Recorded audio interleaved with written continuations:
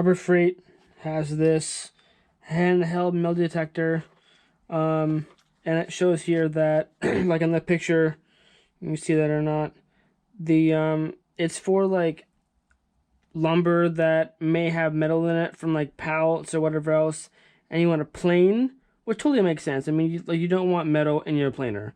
So, and as you may be aware of my other videos, I like to take down pallets and repurpose them for my own uses because why not? So I bought one. So let's open up the box. A simple little case. I don't know why it needs this case, but it has it. Simple thing here. Battery is, what is it? 9 volt, which, like, who uses 9 volt like nowadays? I don't understand. Like, this is for the smoke detector. Anyway, hard to come by is what it is. I know about battery. On-off switch is just like you hold it and it's on, and you turn it and you let go and it's off. Okay, sensitivity is here. This is like low sensitivity all the way. I don't know if you see that little knob in there or not, but using my headset for the first time, and I don't know if you see that or not. Anyway, all the way to, let's see here, all the way counterclockwise to the left is like nil, and clockwise all the way to the right is very sensitive. So if you have sensitive all the way on, you hit the button, it'll beep. So I found like right at like let's say like 7 o'clock, like 7 on like a clock, 7, you hit the button, it's okay. Now, like say like we're using a pallet board, right? And there's a nail in it. Nail right here in the board, right? So if we want to detect metal in the board, we use this bad boy, hold the button on, and wave it across. So that seems to work. But I don't want it to be like way sensitive. So I found, at least for nail, like a nail and a 1x4 board, I've set it to the nodule on the knob here to set right basically at the sensitivity arrow, more or less. I marked it with a pencil mark. So that, whereas I'm gonna leave it, and I can use this, hold the button, wave it, nail,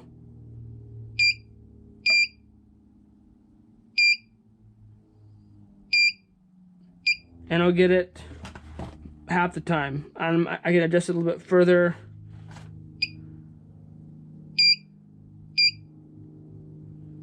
Anyway, so that seems to work. Now, we have this metal detector. That's good beer. Metal detector. Now, and I know it's good for dry indoor use, but can it go underwater? I mean, why? I mean, because I don't know. Why not? Now, I know if I stick this underwater in a sink or whatever else, just as is, obviously it's going to short circuit, a battery fail, it's not going to work, and the whole thing is ruined. And this thing was, I don't know, like 10, 20 bucks. I don't know, you can go online and look it up, but waste of money. So, what do we have here? We have, I'm thinking we do at least 2 Ziploc baggies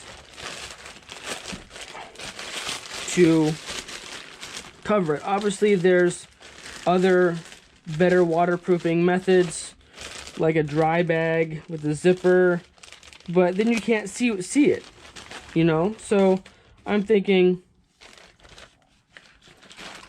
cheap, a cost-effective way, Ziploc baggie. Again, like, you just hold the button on, so you don't need to like reach your hand in it. So if we Ziploc one, get all the air out of it. I'm using gallon size as opposed to, or whatever it is, like 2 gallon size, because they're bigger. Air of it. Okay, so that one, we got one sealed there. And let's double bag it just for fun.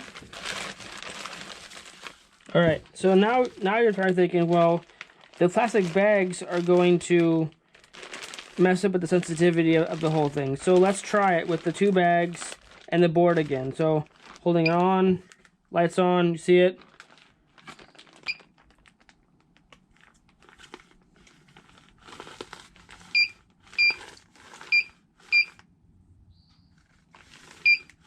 Well, so if the plastic is rubbing against the board of the nail, it will beep. But if it's hovering above, as you should be, it doesn't beep. So I have to adjust sensitivity a little bit more. No, let's do it. I'm doing it the other way. Try it again. Nope.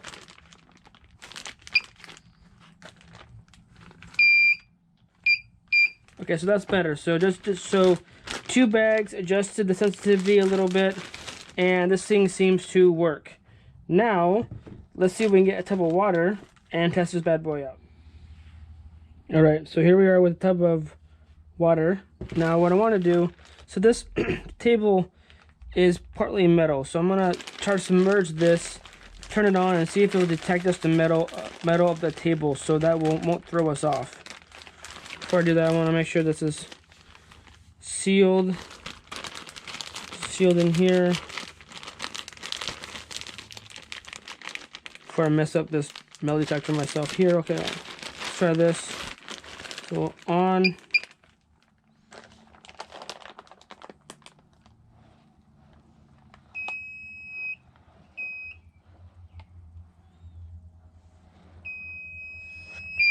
All right, so that's detecting the metal of the table. So let's, I guess, put a board beneath it, a few boards, scrap boards with no metal in it that I have here from my pallets that I've taken apart. See if this helps.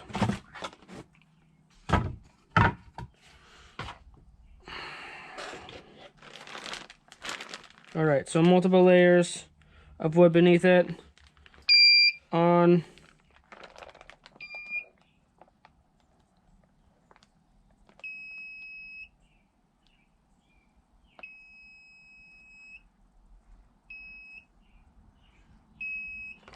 Can't tell if that's because it's hitting something, because the plastic is hitting it, or the sensitivity is too high. Let me turn this down a nod, tad, and then let's try that again. On.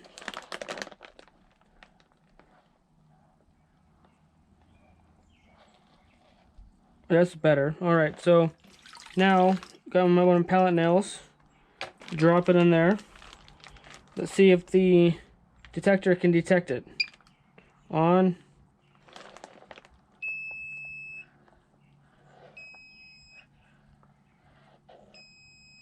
Every time. Okay, so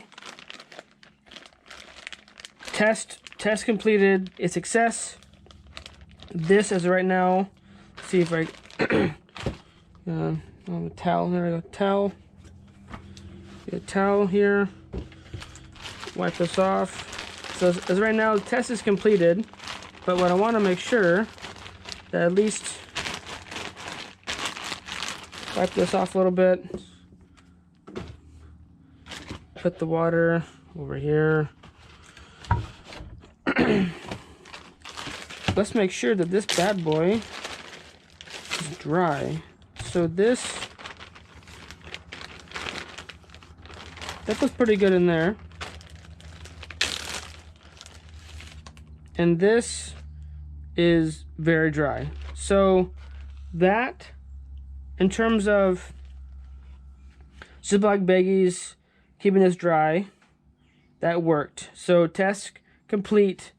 This can be used underwater, at least for nails and a 3-inch level water, and yeah, so that seemed to work. Now my main test is getting this underwater in a lake, and see if I could use this in a lake setting just to test it. So here's the question, folks. Can this handheld metal detector Cen-Tech from Harbor Freight work underwater in a lake? So stay tuned.